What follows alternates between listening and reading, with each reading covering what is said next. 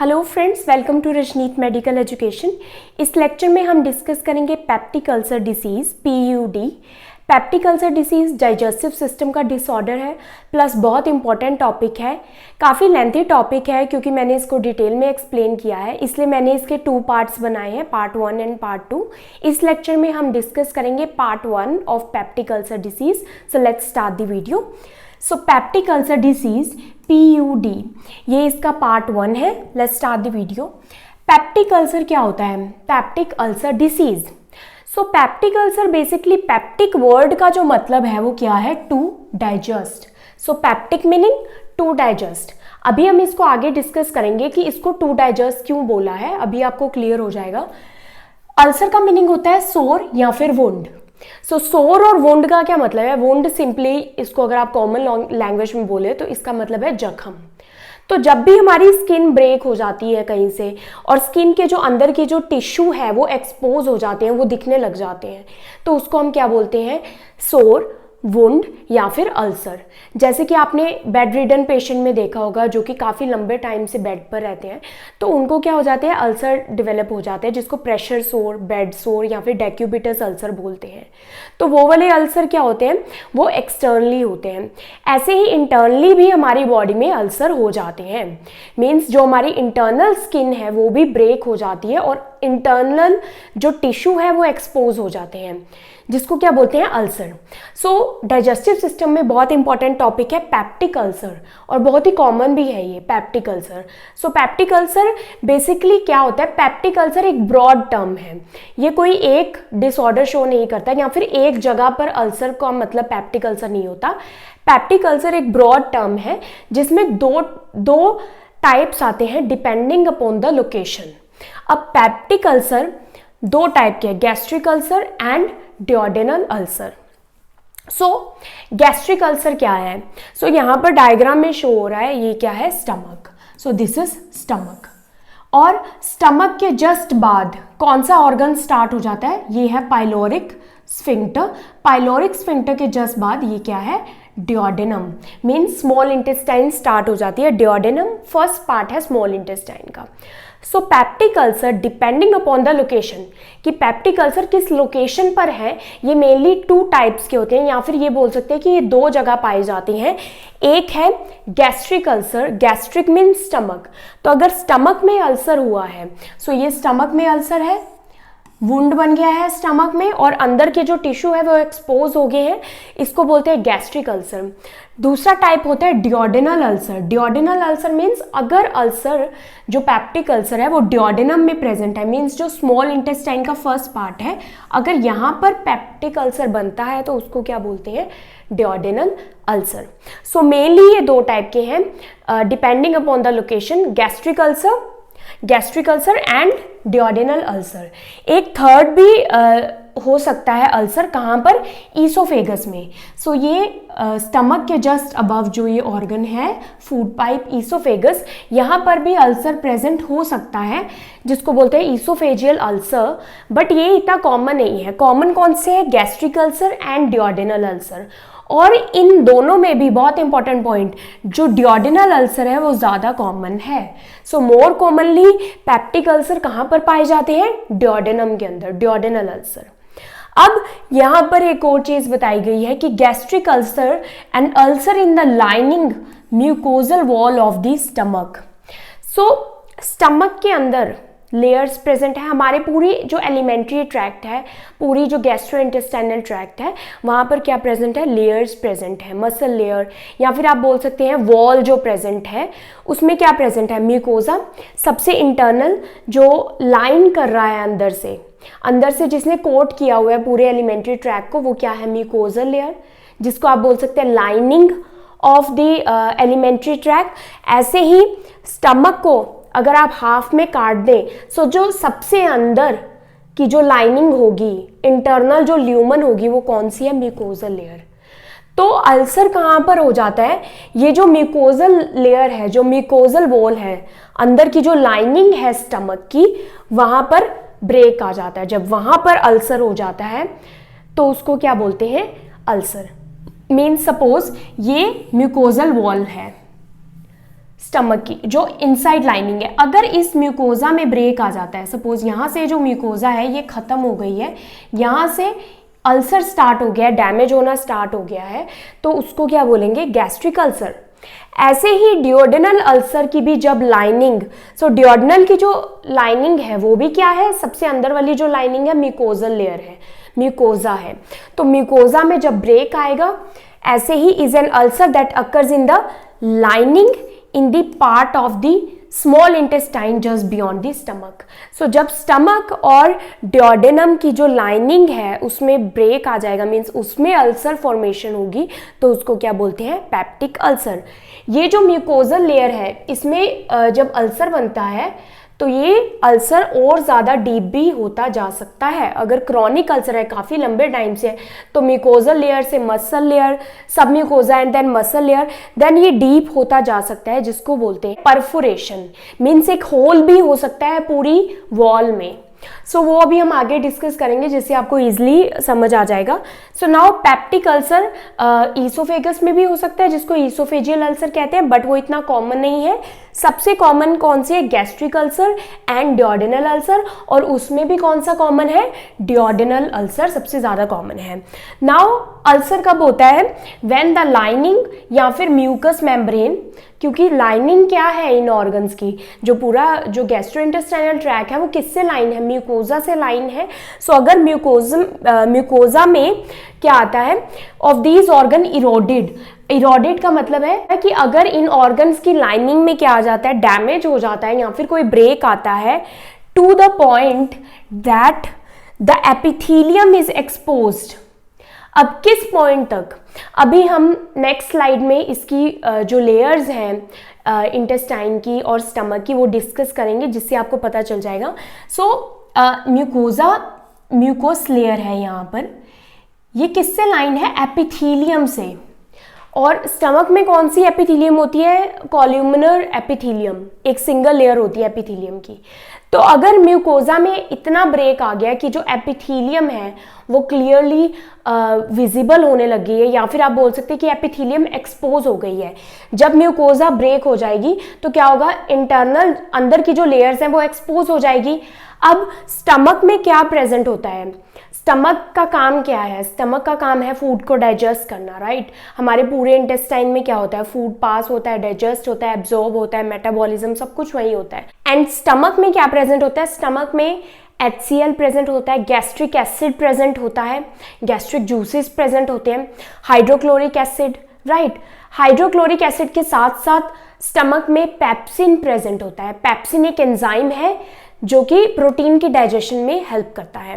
Now pepsin hydrochloric acid के साथ मिलकर एक्टिव हो जाता है और प्रोटीन का डाइजेशन करता है। यहाँ पर क्या प्रेजेंट है स्टमक में, गैस्ट्रिक एसिड एंड पेप्सिन। सो ये दो इंपॉर्टेंट चीजें हैं जिसकी वजह से अल्सर हो रहे हैं, डेवलप हो रहे हैं, राइट।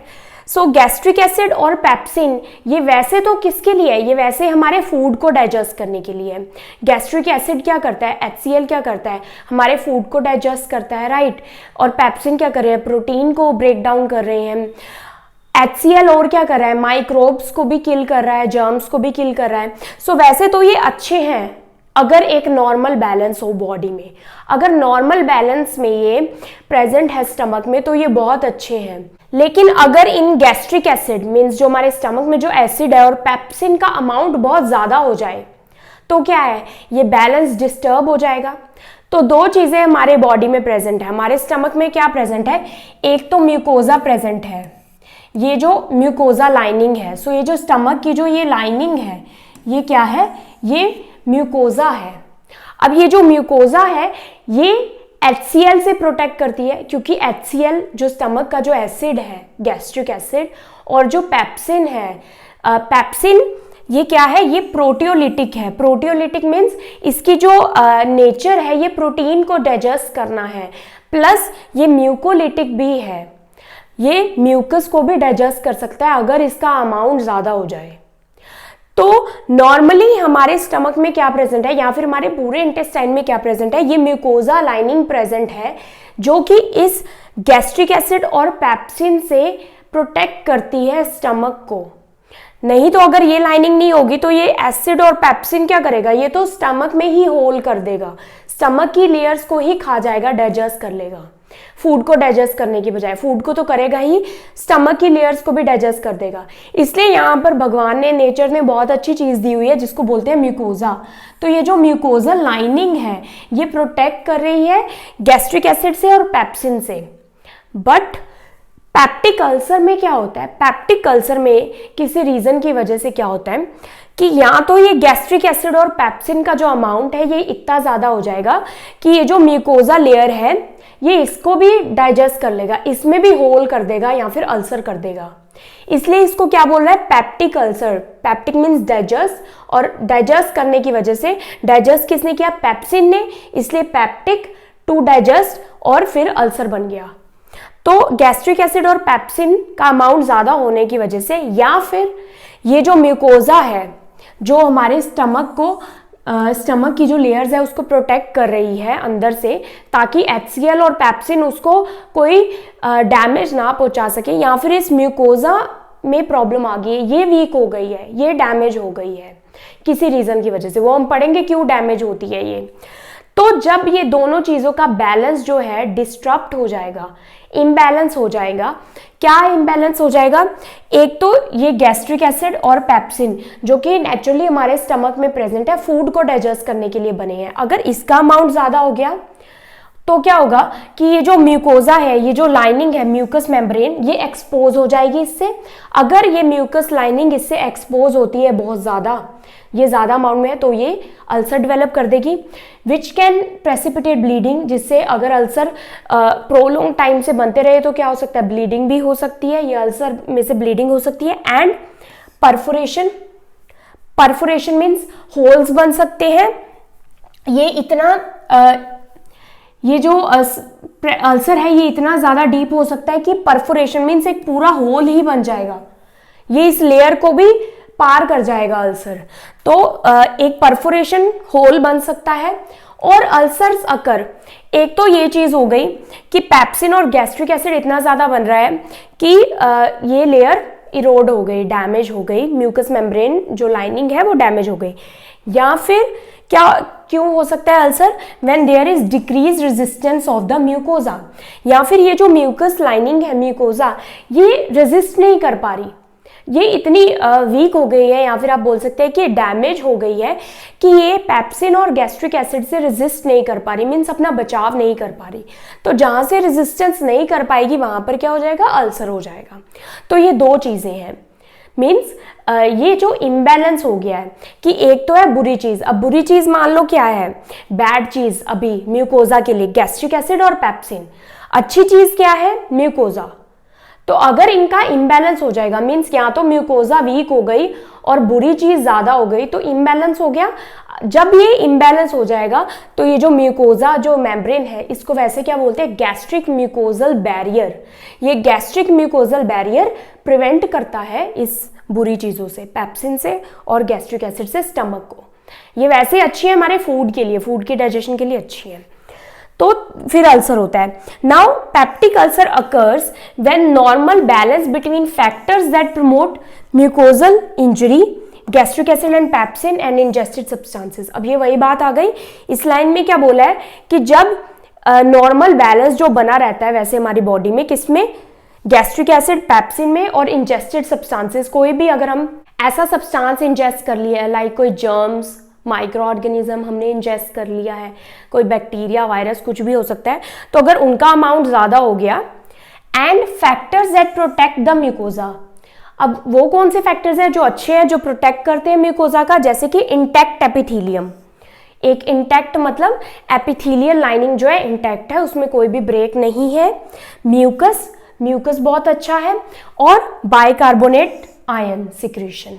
अब ये जो म्यूकस लाइनिंग है यहाँ पर कुछ ऐसे सेल्स प्रेजेंट है जो कि बाइकार्बोनेट सिक्रीट करते हैं, ये भी बहुत इंपॉर्टेंट पॉइंट है, बाइकार्बोनेट आयन की सिक्रीशन होना।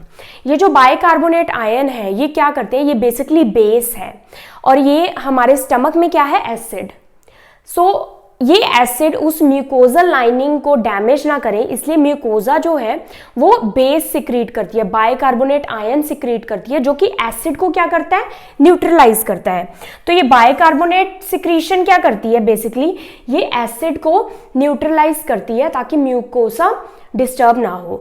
तो ये क्या है, कुछ अच्छे फैक्टर्स हैं जो कि हमारे स्टमक की म्यूकस को प्रोटेक्ट कर रहे हैं, और कुछ बुरे फैक्टर्स हैं स्टमक की लाइनिंग के लिए। इन दोनों का इम्बैलेंस हो जाएगा तो क्या होगा, पेप्टिक अल्सर हो जाएगा। सो आई होप आपको इंट्रोडक्शन क्लियर हुआ होगा।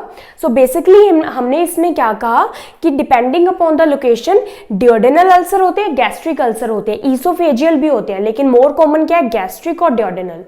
और गैस्ट्रिक और डियोडेनल में भी मोर कॉमन क्या है, डियोडेनल अल्सर, राइट। अब देन मैंने क्या कहा कि जो हमारी म्यूकोजा है, स्टमक की जो म्यूकोजा लाइनिंग है, इंटरनल लाइनिंग, वो स्टमक में जो फैक्टर्स प्रेजेंट है जैसे कि एसिड, गैस्ट्रिक एसिड, पैप्सिन जो कि प्रोटीन के डाइजेशन करते हैं, तो ये क्या है, फूड के लिए तो अच्छे हैं, लेकिन ये जो स्टमक की लाइनिंग है, लेयर्स है, उसके लिए अच्छे नहीं है। अगर यहाँ पर म्यूकोजा प्रेजेंट नहीं होगी तो ये इसको डाइजेस्ट कर देंगे, इसकी लेयर को, और स्टमक में से होल कर देंगे और पास हो जाएंगे, राइट। तो इसलिए यहाँ पर एक बैलेंस होना बहुत जरूरी है इंटैक्ट एपिथेलियम का। इंटैक्ट मतलब कि प्रॉपर यहाँ पर एपिथेलियम लाइनिंग होनी चाहिए, प्रॉपर म्यूकस होना चाहिए, प्रॉपर बाइकार्बोनेट की सिक्रीशन होनी चाहिए ताकि वो एसिड को न्यूट्रलाइज करे। तो इसका बैलेंस होना बहुत जरूरी है, बैलेंस नहीं होगा तो पेप्टिक अल्सर होंगे।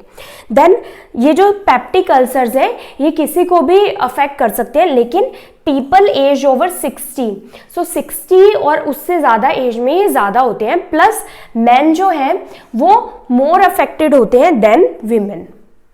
Okay, so next slide. अब इसमें हम स्टमक की वॉल को डिस्कस करेंगे। सो ज़्यादा डिटेल में मैं नहीं जाऊंगी, लेकिन इतना हम ज़रूर डिस्कस करेंगे जिससे कि हमें ये टॉपिक क्लियर हो जाए। सो स्टमक वॉल क्या है, स्टमक की वॉल है, ऐसे ही हमारे पूरे इंटेस्टाइन की भी वॉल है, राइट। अब जैसे ये एक रूम है, राइट, तो रूम को भी तो चारों तरफ से एक वॉल ने, एक दीवार ने कवर किया हुआ है जिसके अंदर हम सुरक्षित बैठे हैं, सेफ बैठे हैं, राइट। ऐसे ही हमारे ऑर्गन्स के चारों तरफ भी एक वॉल है, दीवार है, जिसमें बहुत सारी लेयर्स हैं। जैसे कि इस रूम में भी बहुत एक वॉल है, दीवार है, जिसमें सीमेंट लगा हुआ है, ब्रिक्स लगी है, पेंट लगी है, पुट्टी एंड पता नहीं क्या क्या लगाते हैं। देन उसके बाद जो वॉल है वो स्ट्रॉन्ग बनती है और देन हम अंदर सेफ बैठे होते हैं। ऐसे ही हमारे जो ऑर्गन्स हैं इंटेस्टाइन के, पूरे जो एलिमेंट्री ट्रैक्ट है उसके जो ऑर्गन्स है उसमें भी वॉल है। तो हम स्टमक और डियोडेनम की वॉल को डिस्कस करेंगे। सो यहाँ पर बेसिकली स्टमक की वॉल को ज़्यादा डिटेल में एक्सप्लेन किया है।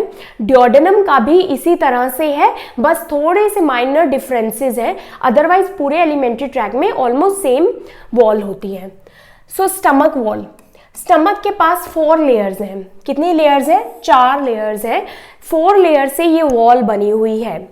सबसे वैसे ही इनर टू आउटर है। सो इनर हम लास्ट में पढ़ेंगे। इनर, सबसे इनर लेयर जो है म्यूकोजा है। तो ये है स्टमक। अब ये स्टमक का थोड़ा सा पार्ट मीन्स थोड़ी सी लेयर यहाँ पर सेक्शन काट के यहाँ पर बड़ा दिखाया हुआ है कि स्टमक में कितनी लेयर्स होती है। सो 4 होती हैं। सबसे जो इनर है ये सबसे इनर लेयर है, ये जो आपको दिख रही है इसको बोलते हैं म्यूकोजा। देन उसके बाद ये वाली क्या है, submucosa. Then muscularis means muscle layer, and then सबसे लास्ट में आउटर जो सबसे है वो है सिरोसा। सो सबसे आउटर मोस्ट हम फर्स्ट डिस्कस करते हैं सिरोसा। आउटर मतलब जिसने स्टमक को प्रोटेक्ट करके रखा हुआ है। सो सिरोसा क्या है, सबसे स्ट्रॉन्ग है। सो सबसे आउटर जो प्रोटेक्ट करेगी वो सबसे स्ट्रॉन्ग होनी चाहिए। So serosa is the strong outermost layer of stomach. It consist of thin layer of connective tissue. इसमें क्या होता है, कनेक्टिव टिश्यू होता है जो कि किससे कनेक्ट करता है, that helps anchor the stomach in place. So ये स्टमक को उसके प्लेस पर बिठाए रखता है, और प्लस ये पेरिटोनियम से कनेक्ट करता है बाहर। सो ये आउटर वर्ल्ड से स्टमक को कनेक्ट करके रखता है और उसकी जगह पर बिठाए रखता है। देन सिरोसा से ऊपर कौन सी लेयर है, मस्कुलरिस। सो हम बाहर से अंदर की तरफ जा रहे हैं। सो मस्कुलरिस नेम से एक लेयर है, कौन सी, muscle layer. So is a layer of muscle. ये क्या है, मसल की लेयर है। मसल क्या करते हैं, कॉन्ट्रैक्ट होते हैं। तो ये मसल लेयर क्या करेगी, ये स्क्वीज करेगी स्टमक को together to help move partly digested food into the small bowel. जो मसल लेयर है ये क्या करेगी, ये कॉन्ट्रैक्ट होगी और फूड को आगे पुश करेगी, स्क्वीज करेगी, किसकी तरफ, क्योंकि स्टमक से बाद फूड ने कहाँ जाना है, स्मॉल इंटेस्टाइन में।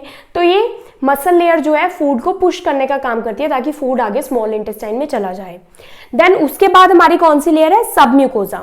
अब सबम्यूकोजा आपको दिख रहा है, ये रेड रेड है इसमें, इसका मतलब यहाँ पर ब्लड सप्लाई है। सबम्यूकोजा कौन सी लेयर है, कंसिस्ट ऑफ कनेक्टिव टिश्यू, इसमें भी कनेक्टिव टिश्यू है, प्लस नर्व्स है एंड क्या है, ब्लड वेसल्स। अब ये क्या करती है, यहाँ पर ब्लड भी है, ब्लड सप्लाई है। सबम्यूकोजा क्या करती है, म्यूकोजा लेयर को न्यूट्रिएंट्स प्रोवाइड करती है। ये जो सबसे इनर लेयर है म्यूकोजा, ये जो स्टमक की सबसे इनर वाली जो लाइनिंग है, जिसने स्टमक को, नॉट इनफैक्ट स्टमक, पूरे जो एलिमेंट्री ट्रैक हो उसको किसने कवर किया हुआ है, म्यूकोजा लाइनिंग ने। इसलिए अगर अब हम डियोडेनल अल्सर भी पढ़ रहे हैं तो डियोडेनम में भी इनसाइड वाली लाइनिंग कौन सी है, म्यूकोजा लाइनिंग। तो जैसे मैं ये स्टमक में समझा रही हूँ तो ऐसे ही आप कॉन्सेप्ट डियोडेनम में लगाते रहना। सबसे इनर लाइनिंग कौन सी है, म्यूकोजा। अब ये सबसे इंपॉर्टेंट है पेप्टिक अल्सर को समझने के लिए, तो म्यूकोजा को हम डिटेल में पढ़ेंगे थोड़ा। अब म्यूकोजा क्या है, is the inner most layer, या फिर इसको स्टमक की लाइनिंग भी बोल सकते हैं। सबसे इनर लेयर है, स्टमक की लाइनिंग भी है। It is in contact with food as it enters the stomach.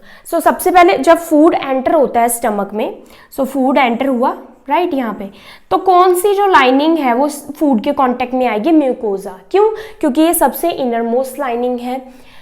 And it secretes digestive enzymes and HCl। Mucosa क्या सिक्रीट करती है, डाइजेस्टिव एंजाइम सिक्रीट करती है जो कि डाइजेशन में हेल्प करते हैं, प्लस HCl एसिड सिक्रीट करती है जो कि फर्दर डाइजेशन में हेल्प करते हैं।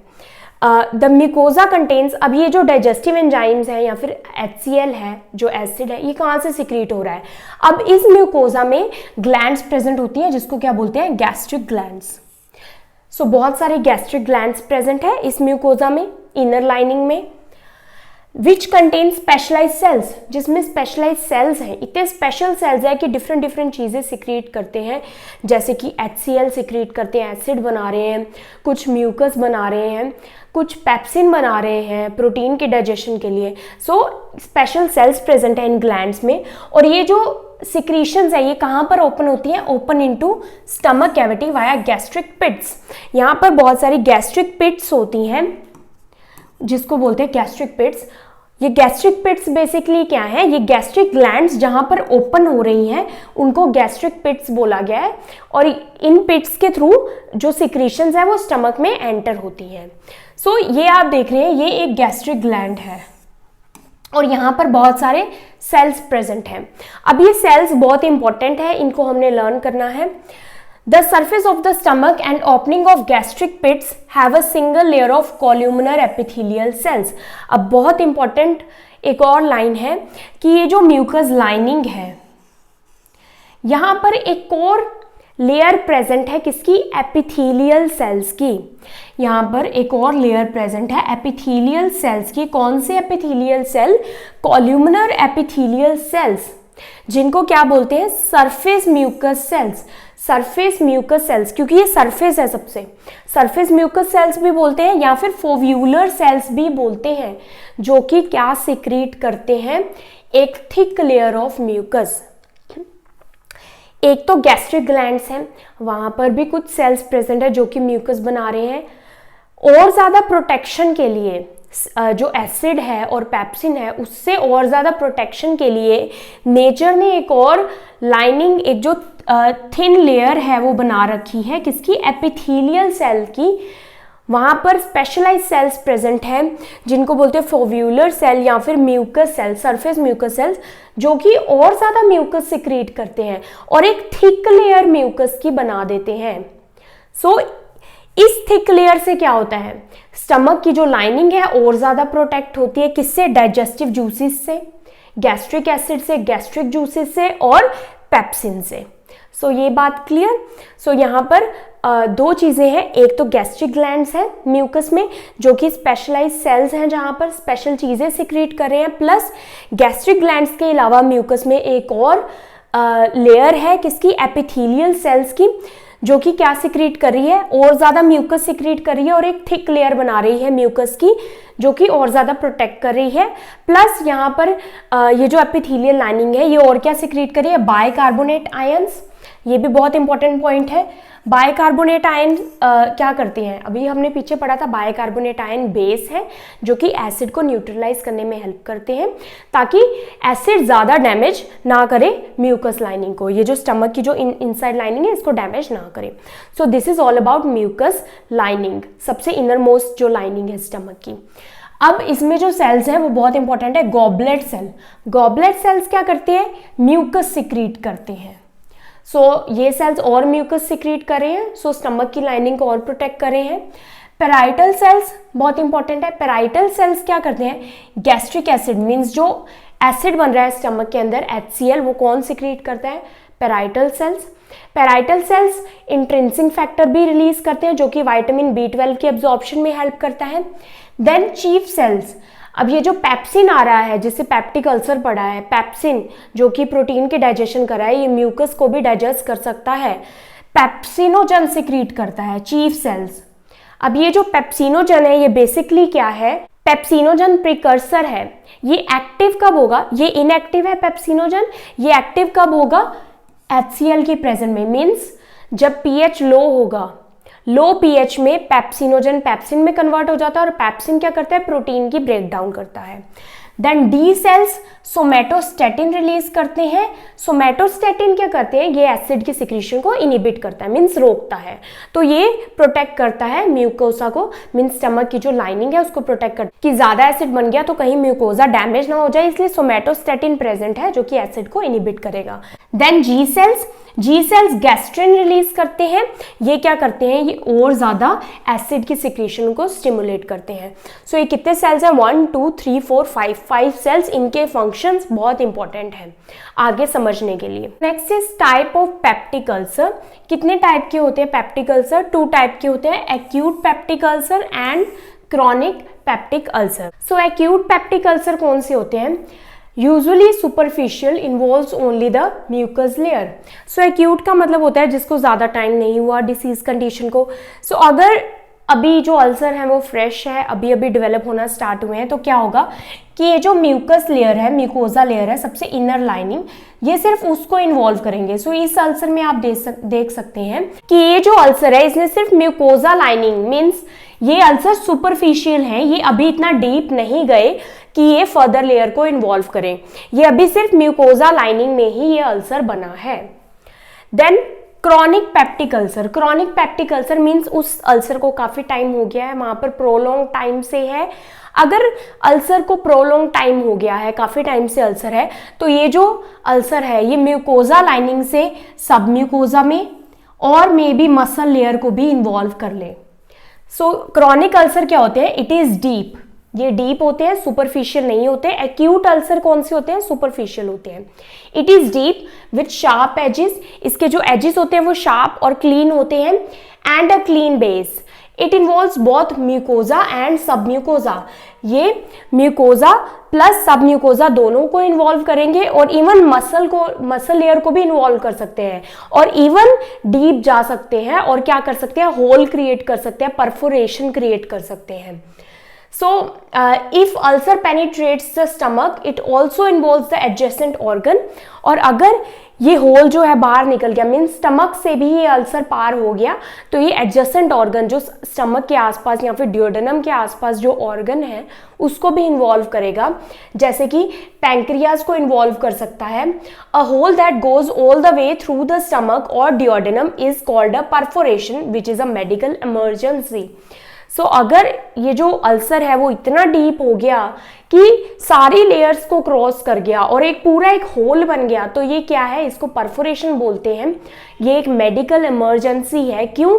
क्योंकि अगर स्टमक में या फिर ड्यूडेनम में एक होल बन जाता है तो जो फूड हम ले रहे हैं वो क्या करेगा, लीक होना स्टार्ट कर देगा। लीक होकर कहाँ जाएगा, दूसरे ऑर्गन्स में जा सकता है, पेरिटोनियम जो कैविटी है उसमें जा सकता है। तो ये क्या है, एक मेडिकल इमरजेंसी है जिसको बोलते हैं परफोरेशन। सो दो टाइप का होता है पेप्टिक अल्सर। प्लस जो पेप्टिक अल्सर है, एक और चीज़ है कि अगर स्टमक में पेप्टिक अल्सर होते हैं, जो कि गैस्ट्रिक अल्सर्स जिनको बोलते हैं, वो मेनली यहाँ पर लेसर कर्वेचर में प्रेजेंट होते हैं। मेजॉरिटी ऑफ जो पेप्टिक अल्सर है वो लेसर कर्वेचर में प्रेजेंट होते हैं। अगर डियोडेनम में प्रेजेंट होंगे तो ये जो डियोडेनल बल्ब है just after the pyloric sphincter के जस्ट बाद डियोडेनल बल्ब है, वहाँ पर ज़्यादा प्रेजेंट होते हैं। देन हम पढ़ेंगे कोजेज एंड रिस्क फैक्टर। अब क्यों होते हैं, कोजेज क्या है पेप्टिक अल्सर होने के। सो आपने ध्यान से सुना है, इसके मेन जो कोजेज हैं वो दो हैं। फर्स्ट है बैक्टीरियल और सेकंड है ड्रग्स के कारण या फिर मेडिसिन के कारण, जिसको एनसेड्स बोलते हैं। जो फर्स्ट कोज है वो है bacteria, that is Helicobacter pylori bacteria, Helicobacter pylori, H pylori. ये जो बैक्टीरिया है ये बहुत ही डेंजरस है, ये पेप्टिक अल्सर कोज करता है। स्पेशली जो लो इकोनॉमिक कंट्रीज होती हैं उनमें ये केसेस ज़्यादा देखने को मिलते हैं। हेलिकोबैक्टर जो पाइलोरी है, H पाइलोरी जो बैक्टीरिया है, ये 90% गैस्ट्रिक अल्सर और 75% डियोडेनल अल्सर का कारण यही है। क्या? Helicobacter pylori bacteria. सो ये सबसे ज़्यादा जो पेप्टिक अल्सर है ये कोज करता है। सो ये मेन कोज है। सो ये जो बैक्टीरिया है ये ग्राम नेगेटिव बैक्टीरिया है। ये बैक्टीरिया की जो शेप ऐसी है, स्पाइरल शेप है कि ये ईजिली जो स्टमक की जो लाइनिंग है उसमें घुस जाता है, इन्वेड हो जाता है और वहाँ पर रहने लग जाता है। अब ये कैसे फैलता है? ये फूड से, वाटर से, अगर कंटामिनेटेड वाटर है इन्फेक्टेड पर्सन का, किसी भी इन्फेक्टेड पर्सन से अगर वही वाटर हम कंज्यूम कर रहे हैं, कंटामिनेटेड वाटर और फूड से होता है। इवन ये पर्सन के स्टूल में, वॉमिट में, स्टूल में और सलाइवा में प्रेजेंट होता है। सो ये बेसिकली दो रूट से स्प्रेड हो सकता है, फीको ओरल रूट या फिर ओरल टू ओरल पाथवे। ये बैक्टीरिया कैसे रहता है? It lives in the mucus that coats the lining of the stomach. ये स्टमक की जो लाइनिंग है, जो म्यूकस जिसकी हम बार बार बात कर रहे हैं, जो म्यूकस लाइनिंग है वहाँ पर ये रहना पसंद करता है, वहाँ पर ये इन्वेड कर जाता है। ग्राम नेगेटिव बैक्टीरिया है, स्पाइरल शेप का है, इसलिए वहाँ पर इजिली इन्वेड कर लेता है, अपना घर बना देता है, अपनी कॉलोनी बना लेता है। अब आप कहेंगे कि स्टमक में तो एसिड प्रेजेंट है, हाइड्रोक्लोरिक एसिड प्रेजेंट है। अब स्टमक इतना एसिडिक है तो ये बैक्टीरिया वहाँ पर कैसे चला जाता है, कैसे सर्वाइव कर लेता है? सो ये बैक्टीरिया बहुत क्लेवर है। ये क्या करता है? Stomach also डियोडेनम। सो डियोडेनम और स्टमक की ये म्यूकोजल लाइनिंग में रहता है। ये बैक्टीरिया का क्या करता है? यूरिएज एंजाइम प्रोड्यूस करता है। ये जो यूरिएज एंजाइम है ये क्या करता है? स्टमक का जो एसिड है उसको न्यूट्रलाइज करता है। बहुत चालाक है ये बैक्टीरिया, क्योंकि इसने यूरिएज एंजाइम बनाया है जो कि स्टमक के एसिड को न्यूट्रलाइज करता है ताकि ये वहाँ पर रह सके। क्योंकि अगर स्टमक का एसिड ज़्यादा बनेगा तो ये वहाँ पर रह नहीं पाएगा, क्योंकि ये स्टमक का एसिड इसको डिस्ट्रॉय कर देगा। इसलिए इसने यूरिएज एंजाइम बनाया है वहाँ पर रहने के लिए, by making it less acidic. तो यूरिएज से क्या हो जाता है? स्टमक एसिड न्यूट्रलाइज हो जाता है, लेस एसिडिक हो जाता है। अब स्टमक हमारी बॉडी भी तो चालाक है, उसको भी तो पता है कि कोई हमारे एसिड को न्यूट्रलाइज कर रहा है, तो स्टमक क्या करता है? कॉम्पनसेट करने के लिए हमारी बॉडी क्या करती है? और ज़्यादा एसिड बनाती है। To compensate for this stomach makes more acid which irritates the stomach lining. अब स्टमक ने क्या किया? और एसिड बनाया। अब और एसिड बनाया तो क्या हुआ? स्टमक की जो लाइनिंग है वो और डैमेज हुई। अब यहाँ पर दो चीज़ें हो रही हैं। एक तो ये जो H पाइलोरी बैक्टीरिया ये क्या कर रहा है कि जो स्टमक, सपोज ये स्टमक है और ये स्टमक की जो म्यूकोजल लाइनिंग है यहाँ पर ये बैक्टीरिया आ गया है। अब ये स्टमक की म्यूकोजल लाइनिंग को डैमेज कर रहा है क्योंकि वहाँ पर इसने अपनी कॉलोनी बना ली। तो जो म्यूकस लाइनिंग है वहाँ पर एपिथेलियम है उसको ब्रेक डाउन करेगा, ये ब्रेक डाउन करेगा तभी तो वहाँ पर रहेगा। तो इसने एक तो ये स्टमक की जो लाइनिंग है वो डैमेज कर दी, प्लस दूसरी चीज़ ये क्या कर रहा है? यूरिएज एंजाइम बना रहा है जिससे स्टमक का एसिड न्यूट्रलाइज हो रहा है। अब इससे क्या हो रहा है? स्टमक इसको कॉम्पनसेट करने के लिए और एसिड बना रहा है। अब स्टमक ने जब और एसिड बनाया तो ये जो म्यूकस लाइनिंग है, एपिथेलियम जो वहाँ पर है प्लस म्यूकस लाइनिंग है, वो क्या हो रही है? और डैमेज हो रही है। तो दोनों केसेस में क्या हो रहा है कि जो म्यूकस लाइनिंग है वो डैमेज हो रही है, स्टमक की भी और डियोडेनम की भी। तो इससे क्या हो रहा है कि H पाइलोरी क्या कर रहा है? वीकेंस द डिफेंस सिस्टम, तो ये स्टमक और डिओडेनम का जो डिफेंस सिस्टम है उसको वीक कर रहा है, राइट। उसको वीक कर दिया क्योंकि म्यूकस में ही ये रह रहा है, उसको ब्रेक कर रहा है। स्टमक और एसिड बना रहा है, उससे भी म्यूकस की लाइनिंग डैमेज हो रही है, तो डिफेंस सिस्टम जो है स्टमक का वो वीक हो रहा है, जिससे क्या होगा, inflammation of the mucosa producing an ulcer, जिससे म्यूकोजा में इन्फ्लामेशन हो जाएगी और अल्सर हो जाएगा। सो हेलिकोबैक्टर पाइलोरी सबसे मेन कोज है अल्सर होने का। सो नेक्स्ट जो कोज है वो क्या है, रेगुलर यूज ऑफ एनसेड्स। सो मैंने बताया एनसेड जो है नेक्स्ट इंपॉर्टेंट कोज है पेप्टिक अल्सर होने का। सो एनसेड क्या है, non steroidal anti inflammatory drugs.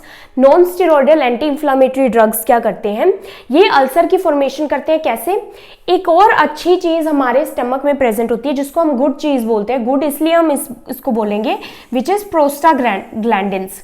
Prostaglandins क्या है, प्रोस्टाग्लैंडिन्स ये सब्सटेंसेस है, ये क्या करते हैं, ये स्टमक में म्यूकस की सिक्रीशन को स्टिमुलेट करते हैं, बाइकार्बोनेट आयन की सिक्रीशन को स्टिमुलेट करते हैं, जिसकी वजह से स्टमक की जो लाइनिंग है वो प्रोटेक्ट हो सके एसिड से और पैप्सिन से।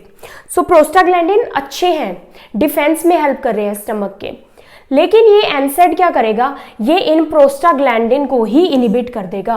सो formation by inhibiting the secretion of prostaglandin, ये अल्सर की फॉर्मेशन करेगा प्रोस्टाग्लैंडिन को इनिबिट करके, इसको रोक के। सो एनसेड्स इसलिए हमारे लिए बहुत बुरे हैं। अगर हम non steroidal anti inflammatory drugs long term के लिए ले रहे हैं, लॉन्ग टर्म के लिए कौन से पेशेंट्स इनको लेते हैं, जिनको पेन होता है, अर्थराइटिस है, फीवर है, सो पेन के लिए basically non steroidal anti inflammatory drugs या फिर इन्फ्लामेशन के लिए लिए जाते हैं। तो अगर लॉन्ग टर्म से कोई एनसेड का यूज कर रहा है तो उसको अल्सर होने के चांसेस इंक्रीज हो जाते हैं। एनसेड जैसे कि एस्पिरिन, आइबुप्रोफेन, नेप्रोक्सिन, ये सब क्या करते हैं, ये सब जो स्टमक और डिओडेनम की जो म्यूकोजा लाइनिंग है उसको इरिटेट करते हैं और इन्फ्लेम करते हैं। It lowers the stomach ability to make a protective layer of mucus, making it more susceptible to damage by stomach acid. So क्योंकि ये प्रोस्टाग्लैंडिन को इनिबिट कर रहा है, प्रोस्टाग्लैंडिन क्या कर रहा है, म्यूकस लेयर बना रहा है, बाइकार्बोनेट आयन बना रहा है।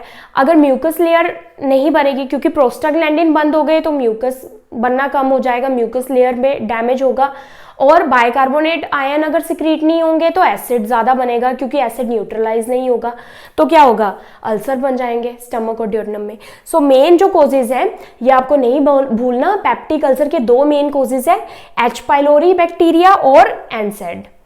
अब ये क्या है, ये एच पाइलोरी बैक्टीरिया है, ये ग्रीन कलर का, ये यहाँ पर दिखाया हुआ है। ये कैसे, ये म्यूकस लाइनिंग है स्टमक की। मैंने आपको बताया था कि म्यूकस जो लाइनिंग है वहां पर क्या प्रेजेंट है, ये एपिथेलियम प्रेजेंट है, एक लेयर। ये एपिथेलियल लेयर कौन सी है, कॉल्यूमिनर एपिथेलियम, जिसको हमने फोव्यूलर सेल या फिर सरफेस एपिथेलियल सेल्स भी बोला था। ये सेल्स क्या करते हैं, म्यूकस की थिक लेयर को प्रोड्यूस करते हैं। इन्होंने म्यूकस की लेयर प्रोड्यूस करनी है, बाइकार्बोनेट आयन की सिक्रीशन करनी है एसिड को न्यूट्रलाइज करने के लिए। अब ये जो बैक्टीरिया है ये यहाँ पर इन्वेड होना स्टार्ट हो गया, इसने अपनी कॉलोनी यहाँ पर बना ली म्यूकस लाइनिंग में। जब यहाँ पर इसने कॉलोनी बना ली तो ये एपिथेलियल सेल्स को क्या कर देगा, यहाँ डैमेज करेगा। सो यहाँ पर दिख रहा है कि इसने डैमेज कर दिया और यहाँ पर एपिथेलियल लाइनिंग यहाँ पर गायब हो चुकी है, यहाँ पर डैमेज हो चुकी है, डिस्ट्रॉय हो चुकी है।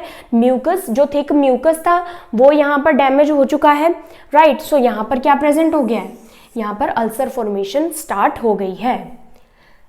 और यहाँ पर अगर एपिथेलियल और म्यूकस लाइनिंग नहीं होगी तो स्टमक क्या बना रहा है, मोर एसिड बना रहा है। हमने पढ़ा था कि ये जो बैक्टीरिया है यूरिएज एंजाइम बनाता है न्यूट्रलाइज करने के लिए स्टमक एसिड को। अगर ये न्यूट्रलाइज करेगा स्टमक एसिड को, स्टमक और ज्यादा एसिड बनाएगा, जिससे क्या होगा, अब यहाँ पर ऑलरेडी म्यूकस लाइनिंग डैमेज है और यहाँ से ज्यादा एसिड आना स्टार्ट हो गया है, पेप्सिन ज्यादा आना स्टार्ट हो गया है, तो क्या होगा, यहाँ पर अल्सर की फॉर्मेशन तो होनी ही है, क्योंकि अब यहाँ पर म्यूकस भी नहीं है, एपिथेलियल सेल्स भी नहीं है, तो यहाँ पर क्या है, डैमेज इजीली हो जाएगा और अल्सर फॉर्मेशन हो जाएगा। सो यहाँ पर यही बताया हुआ है इस डायग्राम में कि जो एच पाइलोरी बैक्टीरिया वो कॉलोनाइज कर लेते हैं एपिथेलियल सेल में और म्यूकस की प्रोडक्शन को डिक्रीज कर देते हैं, जिससे क्या होता है, यहाँ पर एपिथेलियल लाइनिंग डैमेज हो जाती है और एसिड जो है इजिली इस एपिथेलियल लाइनिंग जो लाइनिंग है उसको अटैक करता है, राइट। अब अदर कोजेज इसके पढ़ते हैं। ये तो दो मेन कोजेज थे, एच पाइलोरी और एनसेड। दूसरे कोजेज क्या हैं? Zollinger Allison syndrome. Zollinger Allison syndrome ये क्या होता है? ये जो हमारी इंटेस्टाइन है, स्मॉल इंटेस्टाइन, डिओडेनम, वहां पर कुछ ट्यूमर्स बन जाते हैं। सो इन ट्यूमर्स को क्या बोलते हैं? गैस्ट्रिनोमास। अब ये ट्यूमर क्या करते हैं? ये लार्ज अमाउंट ऑफ एक हार्मोन प्रोड्यूस करते हैं, गैस्ट्रिन। ठीक है। सो इस सिंड्रोम में क्या होता है? जो डिओडेनम है, स्मॉल इंटेस्टाइन है, वहां पर क्या होता है? ट्यूमर्स बन जाते हैं। ये ट्यूमर्स क्या करते हैं? एक हार्मोन को सिक्रीट करते हैं, गैस्ट्रिन, और इस हार्मोन को बहुत ज्यादा लार्ज अमाउंट में सिक्रीट करते हैं। गैस्ट्रिन क्या करता है? गैस्ट्रिन हमने पीछे पढ़ा था, जी सेल सिक्रीट करते हैं गैस्ट्रिन।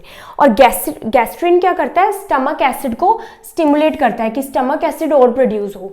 तो अगर स्टमक एसिड को ये बार बार स्टिमुलेट करेगा, गैस्ट्रिन ज्यादा अमाउंट में बन रहा है, तो क्या होगा? अल्सर फॉर्मेशन होगी, पेप्टिक अल्सर होंगे। नेक्स्ट है हेरिडिटरी फैक्टर। कुछ जेनेटिक फैक्टर्स भी होते हैं, क्योंकि अगर क्लोज रिलेटिव्स में देखने को मिलता है कि पेप्टिक अल्सर अगर किसी को है तो उसके क्लोज रिलेटिव में भी पेप्टिक अल्सर होने के चांसेस होते हैं, इसलिए हेरिडिटरी भी होता है। कुछ इरिटेंट्स होते हैं। इरिटेंट्स क्या होते हैं? जो कि इरिटेट करते हैं स्टमक की लाइनिंग को। वो कौन कौन से हैं? जैसे कि एक्सेसिव कंजप्शन ऑफ एल्कोहल। अगर ज़्यादा एल्कोहल ले रहे हैं तो वो स्टमक की लाइनिंग को डिस्टर्ब करेगा, स्टमक की लाइनिंग को इरिटेट करेगा और अल्सर फॉर्मेशन हो जाती है। टी, कॉफ़ी, ये सब क्या है? इरिटेंट्स है। स्पाइसी फूड, स्पाइसेस, टोबैको भी इंपॉर्टेंट कॉज है। टोबैको से भी इरिटेट होती है लाइनिंग, म्यूकस डैमेज होता है, म्यूकस लाइनिंग। स्मोकिंग से भी, स्मोकिंग बहुत इंपॉर्टेंट कॉज है। एंड कुछ ड्रग्स जैसे कि स्टीरॉइड्स या फिर एंड मिसिंग मील्स क्यों? अगर आप खाना मिस कर देते हो, अगर आप बार बार खाना छोड़ते हो, मीन्स स्किप कर देते हो अपनी मील्स, तो क्या होगा? स्टमक एम्प्टी होगा। और एम्प्टी स्टमक क्या करता है? HCl प्रोड्यूस करता है, एसिड प्रोड्यूस करता है।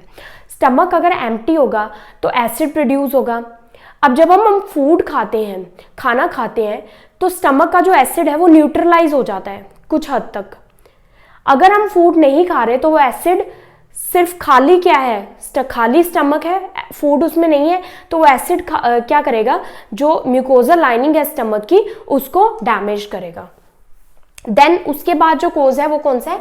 Mental stress can worsen symptoms. अब स्ट्रेस से पहले ऐसा माना जाता था कि स्ट्रेस से पेप्टिक अल्सर होते हैं, लेकिन रिसेंट स्टडीज से पता चला है कि स्ट्रेस से पेप्टिक अल्सर नहीं होते, लेकिन स्ट्रेस क्या कर सकता है? वर्स कर सकता है। अगर पेप्टिक अल्सर स्टार्ट हो गए हैं तो इसको वर्स कर सकता है। So next is pathophysiology of peptic ulcer. Peptic ulcer क्यों होते हैं? सो पैथोफिजियोलॉजी मीन्स कैसे हो रहे हैं, क्यों हो रहे हैं, क्या कोजेज हैं। सो पैथोफिजियोलॉजी समझना अब ईजी है, क्योंकि हमने पेप्टिक अल्सर पढ़ लिया क्या होता है, उसके कोजेज पढ़ लिए, प्लस क्या क्या फैक्टर ज़्यादा होने के कारण पेप्टिक अल्सर होते हैं। सो क्या क्या कोजेज है? Infection with H pylori bacteria, Helicobacter pylori सबसे प्राइम कोज जो है। देन एनसेड का यूज़ करना, एस्पिरिन और non steroidal anti inflammatory drugs, aspirin, ibuprofen, naproxen, इनके यूज से भी ये सेकेंड इंपॉर्टेंट कोज है। देन अल्कोहल अब्यूज, स्मोकिंग, ये सभी क्या है? ये सभी कोजेज हैं जिनकी वजह से पेप्टिक अल्सर्स होते हैं। अब इन सब कोजेज की वजह से क्या होता है? दो चीज़ें होती हैं।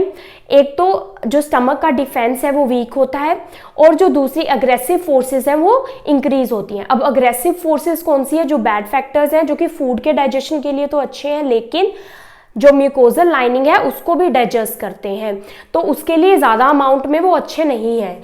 जैसे कि गैस्ट्रिक एसिड, HCl अगर इंक्रीज अमाउंट में प्रोड्यूस होगा तो वो अच्छा नहीं है। पेप्सिन अगर ज़्यादा अमाउंट में प्रोटीन के जो डाइजेशन करते हैं वो म्यूकोलिटिक भी है, म्यूकस की भी डाइजेशन करते हैं, तो म्यूकस के लाइनिंग के लिए अच्छे नहीं है। गैस्ट्रिक एसिड ज़्यादा होना, पेप्सिन ज़्यादा होना, हेलिकोबैक्टर पाइलोरी का वहाँ पर प्रेजेंट होना, ये सभी फैक्टर्स क्या करते हैं? पेप्टिक अल्सर करते हैं। प्लस स्टमक में अगर एसिड की फॉर्मेशन ज़्यादा नहीं भी हो रही, सिर्फ अगर हेलिकोबैक्टर पाइलोरी बैक्टीरिया वहाँ पर प्रेजेंट है तो भी पेप्टिक अल्सर हो सकते हैं। इंक्रीज स्ट्रेस, अब स्ट्रेस सिर्फ मेंटल स्ट्रेस नहीं होता, फिजिकल स्ट्रेस भी होता है, फिजियोलॉजिकल स्ट्रेस भी होता है। जैसे कि अगर पेशेंट स्ट्रेसफुल कंडीशन में है, सपोज उसको क्या है, उसको सीवियर इलनेस है, जैसे कि सेप्सिस है, उसको ज़्यादा ब्लड लॉस हो गया है, शॉक की कंडीशन में पेशेंट है, तो उस कंडीशन में भी क्या होता है, इंट्यूबेटर पर है पेशेंट, तो उस कंडीशन में भी क्या होता है, स्ट्रेस इंक्रीज हो जाता है और बॉडी कोप नहीं कर पाती कुछ कंडीशन से, जिसकी वजह से पेप्टिक अल्सर होने के चांसेस इंक्रीज हो जाते हैं। बॉडी जो है, जो म्यूकोस लाइनिंग है, वहाँ पर इतना ब्लड फ्लो नहीं पहुँच पाता और वो कोप नहीं कर पाता HCl से, एसिड से, पेप्सिन सिक्रीशन से। सो इसकी वजह से पेप्टिक अल्सर हो सकती है। लेकिन ऐसी कंडीशन में जब पेशेंट स्ट्रेस में है, स्ट्रेस अगर रिलीफ हो जाएगा, दूर हो जाएगा, तो पेशेंट के जो अल्सर है वो दोबारा से ठीक भी हो जाते हैं। सो ये कंडीशन है अग्रेसिव फोर्सेस जो कि इंक्रीज हो गई हैं। अब एक्सेसिव सिक्रीशन हो गया स्टमक एसिड का, गैस्ट्रिन का अमाउंट इंक्रीज हो गया। गैस्ट्रिन क्या करता है, स्टमक एसिड की सिक्रीशन को स्टिमुलेट करता है, और जो डिफेंस है वो डिक्रीज हो गया है, जैसे कि म्यूकस प्रोडक्शन वो डिक्रीज हो गया है, स्टमक का डिफेंस डिक्रीज हो गया, डिक्रीज सोमैटोस्टेटिन प्रोडक्शन। सोमैटोस्टेटिन हमने पीछे सेल्स में पढ़ा था, जो ग्लैंड्स हैं उनके सेल्स में, कि वो म्यूकस की प्रोडक्शन करती है, वो भी डिक्रीज हो गए हैं। Then impaired mucus barrier protection, अगर म्यूकस डिक्रीज हो गया तो म्यूकस क्या है, प्रोटेक्शन प्रोवाइड नहीं कर पाएगा, ये जो गैस्ट्रो म्यूकोजल बैरियर है वो डैमेज हो गया है। Is unable to secrete enough mucus and bicarbonate, अब अगर म्यूकस डैमेज हो गया तो म्यूकस भी सिक्रीट नहीं होगा और बाइकार्बोनेट आयन सिक्रीट नहीं होंगे, जो कि HCl से प्रोटेक्ट करते हैं नॉर्मली। अब हमने दोनों कंडीशन पढ़ ली, जिसकी वजह से क्या हो गया, इम्बैलेंस हो गया बिटवीन गैस्ट्रोड्यूडेनल म्यूकोजा डिफेंस, स्टमक और ड्यूडेनम का जो म्यूकोजा है उसमें, और किस में इम्बैलेंस हो गया, अग्रेसिव फोर्सेस। अग्रेसिव फोर्सेस क्या है हमारे, गैस्ट्रिक एसिड, पेप्सिन और हेलिकोबैक्टर पाइलोरी, इनके बीच में क्या हो गया, इम्बैलेंस हो गया है। Breakdown of mucous membrane, acid enters in the mucous membrane, breakdown होगी म्यूकस मेम्ब्रेन, एसिड एंटर हो गया म्यूकस मेम्ब्रेन में, इरोजिव गैस्ट्राइटिस, उससे क्या होगा, इरोजन हो जाएगी, वहां पर डैमेज हो जाएगा, गैस्ट्राइटिस होगी, स्टमक की लेयर में इन्फ्लामेशन हो जाएगी, राइट। और क्या होगा, अब इन्फ्लामेशन के बाद अल्सर, सीवियर अल्सरेशन हो जाएगी, अल्सर होंगे तो उसके बाद क्या हो जाएगा, और डीप जाते जाएंगे अल्सर तो ब्लीडिंग हो जाएगी, क्यों, सब म्यूकोजा को इन्वॉल्व करेंगे तो वहाँ पर ब्लड है, ब्लीडिंग हो सकती है, स्कारिंग हो सकती है, क्रॉनिक टाइम से अल्सर होंगे तो वहाँ पर स्कार फॉर्मेशन भी होगी, स्कार फॉर्मेशन होगी तो ऑब्स्ट्रक्शन होगी, फूड आगे इजिली पास नहीं होगा। Peptic ulcer occur more often in duodenum, ये हमने पहले भी पढ़ा था, ड्यूडेनम में पेप्टिक अल्सर ज़्यादा कॉमन है। अब हम क्लिनिकल मैनिफेस्टेशंस पढ़ेंगे अल्सर की, कि अल्सर, पेप्टिक अल्सर जब हो जाते हैं तो क्या क्या साइन एंड सिम्टम देखने को मिलते हैं। सो जो कॉमन है दोनों में, गैस्ट्रिक और ड्यूडेनम में भी, दोनों अल्सर में कॉमन है, वो क्या है, dull and burning pain, dull pain होगी और बर्निंग पेन, जलन वाली पेन, किसमें, in the upper middle part of abdomen, abdomen का जो अपर मिडल पार्ट है जिसको मिड एपिगैस्ट्रिक भी बोलते हैं, mid epigastric pain. Then abdominal bloating, bloating होगी, जो एब्डोमेन है वो ब्लोटेड रहेगा, क्यों, क्योंकि जो फूड है वो डाइजेस्ट नहीं हो पा रहा अच्छे से, क्योंकि अल्सर की फॉर्मेशन है, वहाँ पर जो फूड है वो भी खाने का पेशेंट को दिल नहीं करेगा, क्योंकि उसको पेन हो रही है, पेन हो रही है, फूड प्रॉपर्ली नहीं खाएगा, एब्डोमेन ब्लॉटेड रहेगा, हार्ट बर्न होगी, पेशेंट को हार्ट बर्न भी होगी, क्यों, क्योंकि वहाँ पर एसिड फॉर्मेशन अगर ज़्यादा बन रहा है, अगर एसिड स्टमक में ज़्यादा बनता है तो क्या होता है, हार्ट बर्न होता है, क्योंकि एसिड बार बार रिफ्लक्स होता है जिसकी वजह से हार्ट बर्न होता है। बेल्चिंग, बर्ब्स आएंगे बार बार पेशेंट को, इंक्रीज एसिड फॉर्मेशन के कारण। फीलिंग ऑफ फुलनेस, पेशेंट को ऐसे फुल फील रहेगा, क्यों, वो हम आगे पढ़ेंगे, क्योंकि स्कारिंग की वजह से ऑब्स्ट्रक्शन हो जाती है जिसकी वजह से फूड आगे पास नहीं होता और पेशेंट को फुल फील रहता है। डिस्पेप्सिया हो गया, इंडाइजेशन रहेगी पेशेंट को, नोजिया और वॉमिटिंग भी रहेगी पेशेंट को।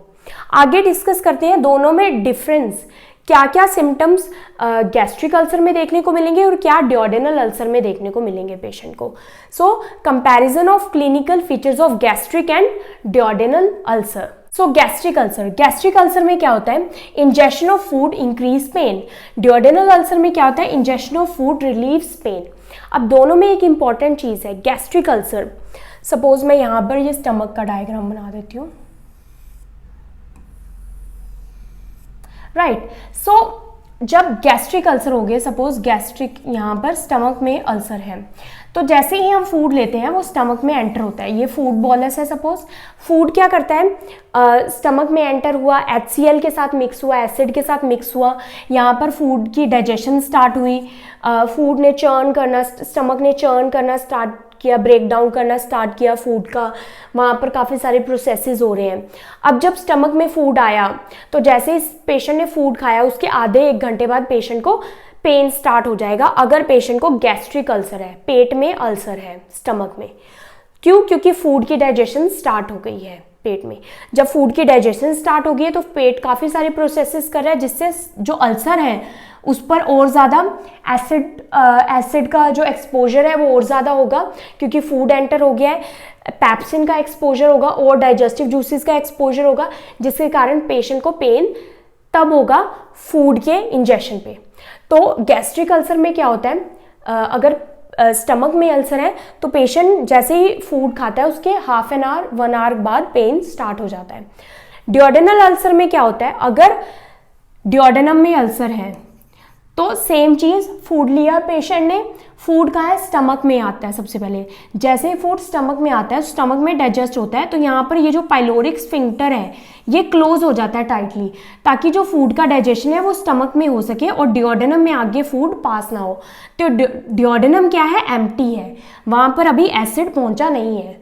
तो इसलिए जब फूड खाता है पेशेंट तो फूड स्टमक में जाता है और ड्यूडेनम में ड्यूडेनम एम्प्टी रहता है, इसलिए पेशेंट को पेन नहीं होता फूड खाने पर, अगर पेशेंट को ड्यूडेनल अल्सर है। ठीक है, तो क्लियर हो गया कि गैस्ट्रिक अल्सर में क्या होता है, पेशेंट को पेन होता है फूड खाने पर, ईटिंग पर पेन होता है, क्योंकि स्टमक में फूड का डाइजेशन होता है, और अगर स्टमक में ही अल्सर है तो स्टमक अल्सर जो है डिस्टर्ब होंगे फूड के डाइजेशन पे।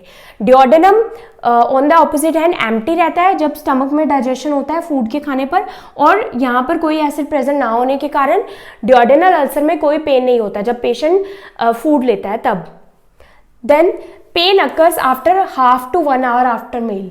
पेशेंट को पेन कब होता है, आधे घंटे से 1 घंटे बाद, क्योंकि फूड को पहुंचने में इतना टाइम लगा है, फूड के डाइजेशन स्टार्ट होने में, जब से हमने फूड लिया है। उसके बाद ड्यूडेनल अल्सर में पेन कब स्टार्ट होगा, अगर फूड खाने पर पेशेंट को पेन नहीं होता तो पेन कब स्टार्ट होगा, 2 से 3 घंटे after meal, 2 to 3 hours after meal. क्यों? अब फूड का डाइजेशन तो हो गया 2 घंटे तक, अब फूड ने आगे पास होना है, ये पाइलोरिक स्फिंक्टर ओपन हो जाएगा और फूड आगे पास हो जाएगा। जब फूड आगे पास होगा ड्यूडेनम में 2 से 3 घंटे के बाद, तो अब ड्यूडेनल ये जो अल्सर है ये डिस्टर्ब हो गए, अब वहां पर फूड लग रहा है, एसिड लग रहा है, तो पेन अब स्टार्ट हुआ। खाते टाइम पेशेंट को पेन नहीं होता, इसलिए ड्यूडेनल अल्सर वाले क्या करते हैं, ज़्यादा खाते हैं, उनको लगता है मैं खाता हूं तो मेरे पेट में पेन नहीं होता, क्योंकि खाते टाइम ड्यूडेनम एम्प्टी रहता है। लेकिन जैसे ही 2 से 3 घंटे हो जाते हैं उसके बाद फूड आगे जब पास होता है, ड्यूडेनम में पहुंचता है, तब पेन स्टार्ट हो जाता है। देन गैस्ट्रिक अल्सर में क्या होता है, no pain at hours of sleep. सोते टाइम पेन नहीं होता, क्यों? क्योंकि HCl की जो प्रोडक्शन है वो डिक्रीज हो जाती है सोते टाइम। सोते टाइम क्या है, HCl की जो प्रोडक्शन है वो कम हो जाती है, इसलिए गैस्ट्रिक अल्सर के जो पेशेंट हैं जब वो सोते हैं उनको पेन नहीं होता। लेकिन ड्यूडेनल अल्सर के जो पेशेंट हैं उनको सोते टाइम पेन होता है, pen at hours of sleep. क्यों? पहली बात ये, एक तो डिनर किया, डिनर करते सार पेशेंट को क्या हुआ, पेन हुई, जिसको गैस्ट्रिक अल्सर है उसको तो पेन हुई, थोड़ी देर बाद पेन शांत होगी क्योंकि फूड आगे पास हो गया। ड्यूडेनल अल्सर वाले क्या करें, वो तो खाते हैं आराम से और सो जाते हैं, कहते हैं हमें तो पेन नहीं होता, लेकिन मिडनाइट में उठते हैं, आधी रात में उठते हैं पेन के साथ। क्यों? क्योंकि 2 से 3 घंटे बाद फूड कहाँ पहुंचा, ड्यूडेनम में पहुंचा, तो अब पेन उनकी स्टार्ट हो गई। First reason. सेकेंड रीजन क्या है कि जो गैस्ट्रिक एम्प्टिंग है, गैस्ट्रिक एम्प्टिंग मतलब स्टमक से आगे जो फूड पास होता है वो सोते टाइम भी पास होता है। HCl तो सोते टाइम नहीं बनता, लेकिन फूड सोते टाइम भी चलता रहता है, आगे पास होता रहता है इंटेस्टाइन से। सो इसलिए ड्यूडेनल अल्सर का जो पेन है वो सोते टाइम, स्लीपिंग के टाइम भी होता है। गैस्ट्रिक अल्सर में वेट लॉस होता है, ड्यूडेनल अल्सर में वेट लॉस नहीं होता, वेट गेन होता है। क्यों? इसमें तो क्या है, पेशेंट को खाते टाइम पेन होता है, खाया उसने खाना, उसके थोड़ी देर बाद ही पेन होने लग गया, तो पेशेंट तो डर गया कि मैंने तो खाना ही नहीं खाना, क्योंकि मुझे तो पेन हो जाता है खाने से, ईटिंग से पेन हो जाता है। ड्यूडेनल अल्सर वाले क्या सोचते हैं, खाने से तो उनको आराम मिलता है, क्यों? क्योंकि पेन तो 2-3 घंटे बाद स्टार्ट होती है, उनको आइडिया नहीं है कि पेन फूड आगे भी पास होना है, तो वेट गेन होता है, उनको लगता है कि खाऊंगा तो सही रहेगा, तो खाते हैं, अच्छे से खाते हैं, तो वेट नॉर्मल रहता है या गेन होता है? वेट लॉस किस में होता है? गैस्ट्रिक अल्सर में। Then haemorrhage is common if occur, haematemesis is common, coffee ground vomit. अब हेमरेज क्या होता है? ब्लीडिंग। गैस्ट्रिक अल्सर में क्या होता है? स्टमक के अल्सर में हेमरेज के चांसेस हैं, ब्लीडिंग हो सकती है, ये अल्सर जो है ब्लीड कर सकते हैं, ये कॉमन है गैस्ट्रिक अल्सर में। और अगर ब्लीडिंग होती है तो क्या होता है? वॉमिट, जब पेशेंट वॉमिट करता है तो उसमें ब्लड आता है। सो ये कौन सा है? Coffee ground vomit, coffee ground colour का वॉमिट पेशेंट को आता है, क्योंकि स्टमक क्या है? Stomach is more up, so upper GI है, तो उसमें वॉमिट के चांसेस इंक्रीज है। अब ड्यूडेनल अल्सर में क्या है? हेमरेज होता है बट बहुत लेस कॉमन है, रेयर है। अगर होगा भी तो वॉमिट नहीं होगी, क्या होगा? मेलिना होगा। मेलिना क्या है? स्टूल में ब्लड। सो ब्लड कहाँ जाएगा? स्टूल के थ्रू आगे पास होगा, क्यों? क्योंकि ड्यूडेनम क्या है? लोअर जीआई है, तो इसमें स्टूल्स में ब्लड पास होगा, राइट। देन सो इसमें क्या होगा? ब्लैक टेरी स्टूल्स होंगे। इसमें परफोरेशन वेरी लेस, ये जो गैस्ट्रिक अल्सर होते हैं ये परफोरेट होते हैं, वेरी रेयर। इसमें ये जो अल्सर है ये डीप जाते हैं लेकिन बहुत कम।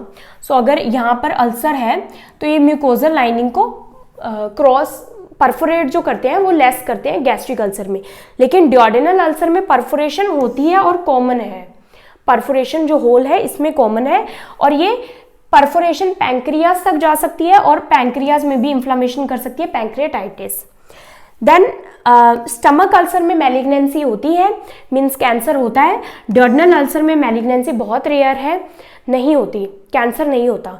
सो स्टमक अल्सर जो है कैंसर बन जाते हैं, ये कॉमन है, लेकिन ड्यूडेनल अल्सर में मैलिग्नेंसी नहीं होती। ड्यूडेनल अल्सर में मैलिग्नेंसी क्यों नहीं होती, कैंसर क्यों नहीं होते? क्योंकि जो इंटेस्टाइन है वो बार बार रीजनरेट होती रहती है, उसके जो सेल्स हैं वो शेड होते रहते हैं, तो इसमें मैलिग्नेंसी के जो चांसेस है वो कम है as compared to gastric ulcer. Then stomach में क्या होता है? गैस्ट्रिक अल्सर में ये जो normal to hyposecretion of stomach acid, जबकि ड्यूडेनल अल्सर में क्या होता है? हाइपर सिक्रीशन, ज्यादा स्टमक का एसिड बनता है। गैस्ट्रिक अल्सर में क्या होता है? नॉर्मल एसिड बनता है या फिर कम बनता है, हाइपो सिक्रीशन ऑफ एसिड। ऐसा क्यों होता है?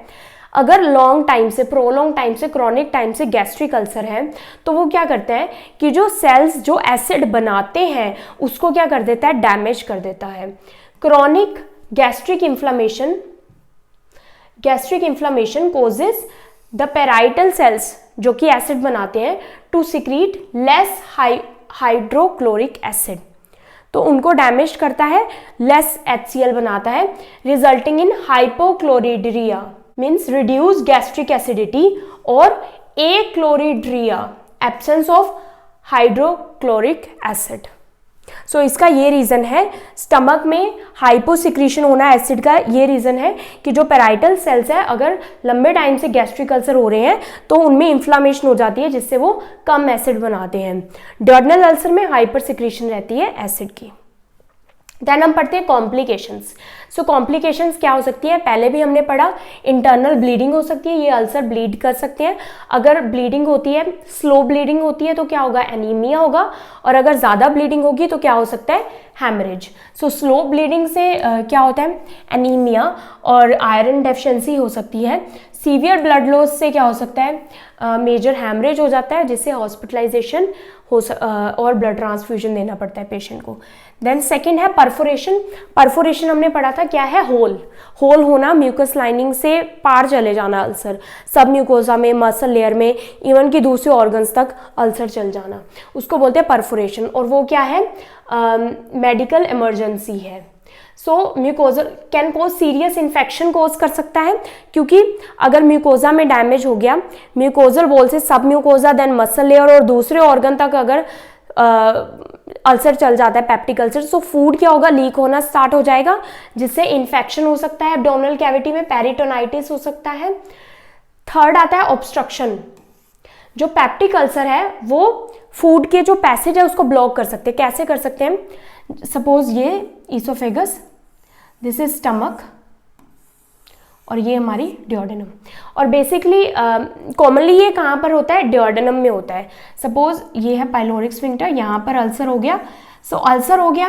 अब क्रोनिक अल्सर है तो वहाँ पर इन्फ्लामेशन होगी, स्कारिंग होगी, स्कार टिश्यू भी डेवलप होगा, तो यहाँ पर क्या होगा, नैरोइंग हो सकती है, ऑब्स्ट्रक्शन हो सकती है। तो जब फूड पास करेगा तो फूड अच्छे से वहाँ पास नहीं करेगा और फूड कहीं कहाँ रह जाएगा, स्टमक में ही रह जाएगा। सो गैस्ट्रिक एम्प्टिंग नहीं होगी, डिलेड गैस्ट्रिक एम्प्टिंग होगी। जब स्टमक में ही फूड रहेगा तो एक तो क्या होगा, पेशेंट को फुल फील होगा, जो हमने पढ़ा था feeling of fullness, plus nausea vomiting आएगी पेशेंट को, तो ऑब्स्ट्रक्शन हो सकती है। Then gastric cancer, gastric cancer हमने पढ़ा था कि स्टमक पेप्टिक अल्सर में जो स्टमक वाले गैस्ट्रिक अल्सर है उसमें कैंसर के चांसेस इंक्रीज हो जाते हैं। Studies show that people infected with H. pylori have an increase risk of gastric cancer. तो अगर H. pylori इन्फेक्शन हुआ है, उसकी वजह से पेप्टिक अल्सर हो रहे हैं, तो गैस्ट्रिक कैंसर के चांसेस इंक्रीज हो जाते हैं। देन एक टर्म है स्ट्रेस अल्सर। स्ट्रेस अल्सर मैंने आपको ऑलरेडी एक्सप्लेन कर दिया कि अगर पेशेंट जो है कोई फिजिकल, मेंटल, फिजियोलॉजिकल स्ट्रेस में है तो क्या होगा, म्यूकोजल अल्सरेशन के चांसेस इंक्रीज हो जाते हैं। सो जैसे कि कोई भी स्ट्रेसफुल इवेंट हो सकता है, जैसे कि बर्न्स, पेशेंट बर्न हो गया है, शॉक जिसमें ब्लड लॉस हो गया पेशेंट का बहुत सारा, सीवियर सेप्सिस है, या मल्टीपल ऑर्गन फेलियर हो गया है। इससे क्या होता है कि जो म्यूकोजा है वो उसमें अल्सर फॉर्मेशन हो जाती है। क्यों, इससे क्या इसका रीज़न एक ये हो सकता है, जैसे कि अगर पेशेंट वेंटिलेटर डिपेंडेंट है, वेंटिलेटर पर पेशेंट है, ट्रॉमा हो गया है, कोई सर्जरी हो गई है, तो ब्लड सप्लाई प्रॉपरली म्यूकस को नहीं पहुंच पा रही। अगर ब्लड सप्लाई प्रॉपर नहीं पहुंच पाएगी स्टमक को, तो वहाँ का जो डिफेंस है वो प्रॉपरली वर्क नहीं कर पाएगा, जिसकी वजह से स्ट्रेस अल्सर हो सकते हैं। जैसे ही पेशेंट का स्ट्रेस रिलीव होता है तो ये जो लीजन है वो रिकवर हो जाते हैं। सो ये थी कॉम्प्लिकेशन एंड ये था पार्ट 1 पेप्टिक अल्सर का। पार्ट 2 में हम इसके डायग्नोसिस और इसका ट्रीटमेंट डिस्कस करेंगे। So I hope you understood this video. If you understood then please like, subscribe and share to my channel. Thank you for watching.